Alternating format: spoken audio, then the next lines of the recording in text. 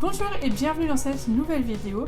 Aujourd'hui, on va voir des phrases très simples pour t'aider à comprendre les déclinaisons en allemand.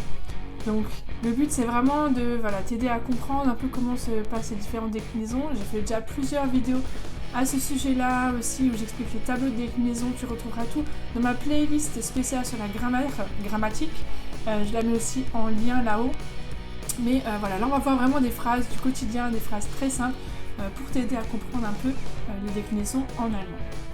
Petite précision, pense bien à essayer de répéter chaque phrase après moi. Souvent quand je donne des exemples comme ça, je vous laisse du temps pour répéter après moi. C'est vraiment pour que tu prennes ce temps de t'habituer à bien prononcer et à répéter la bonne prononciation. Donc, prends ce temps, passe à l'action et répète après moi. Der Baum. Der Baum. Der Baum ist groß. Das ist ein großer Baum. Das ist ein großer Baum. Er sitzt vor dem Baum. Er sitzt vor dem Baum. On est bien donc au datif, comme je te l'indique en haut, puisqu'il est assis, localisé devant l'arbre, vor dem Baum. Sie stehen unter dem großen Baum. Sie stehen unter dem großen Baum. Der Vogel fliegt über den Baum. Là, on est à l'accusatif puisqu'il est en train de voler au-dessus, il y a du mouvement. Der Vogel fliegt über den Baum. Über den Baum. Die Blume. Die Blume. Die Blume ist blau. Die Blume ist blau. Das ist eine blaue Blume. Das ist eine blaue Blume. Si je vais trop vite et que tu n'as pas le temps de répéter, tu peux mettre la vidéo sur pause simplement pour prendre plus de temps de répéter après moi.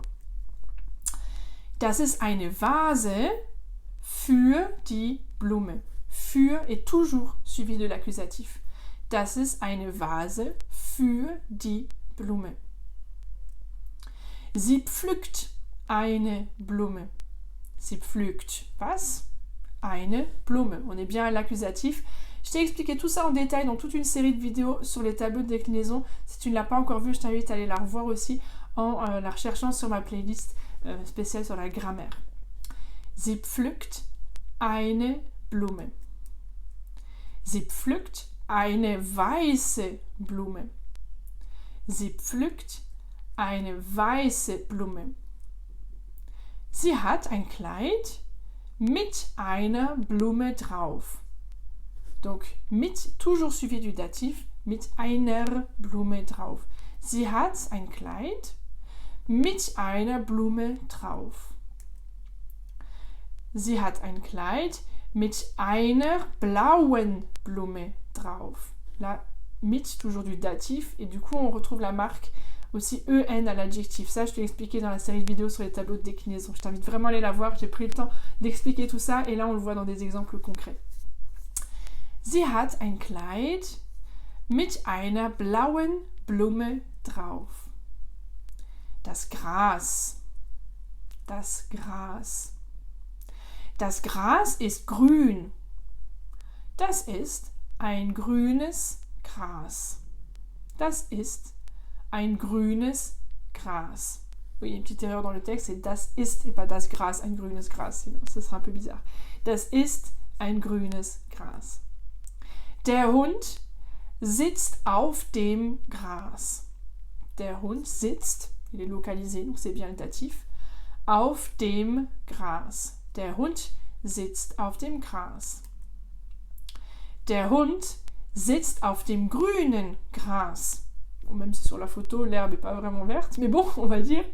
Der Hund sitzt auf dem grünen Gras.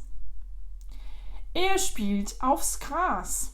Comme il y a du mouvement, on est plutôt à l'accusatif ici, il est en train de jouer sur l'herbe, on est en train de s'amuser, il court, etc. Er spielt aufs Gras. Er spielt auf das grüne Gras. Er spielt auf das grüne Gras. Voilà quelques phrases qui te montrent dans le concret, des phrases au quotidien, comment se passent les déclinaisons. Pour la théorie, je t'invite à aller voir la série sur les tableaux de déclinaison que je t'ai mentionné tout à l'heure, où là j'ai vraiment pris le temps d'expliquer la théorie, avec des exemples concrets aussi quand même, et que tu puisses comprendre ces fameux tableaux de déclinaison qui font tellement peur à tout le monde. Et là tu les vois dans le concret, dans des phrases utiles au quotidien.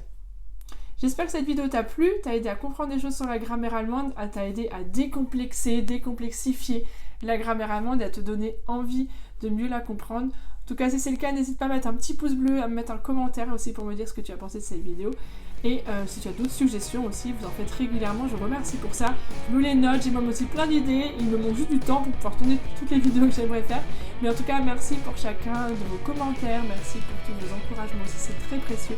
Et vraiment, je prends le temps de les lire chacun. J'essaie d'y répondre aussi à chacun, c'est pas toujours évident parce qu'il y en a vraiment beaucoup. Merci pour ça et merci pour votre confiance. Ça m'encourage beaucoup dans mon travail et j'espère que vous êtes encouragés aussi dans votre apprentissage de l'allemand. Allez, à très bientôt pour une prochaine vidéo. Tchuss!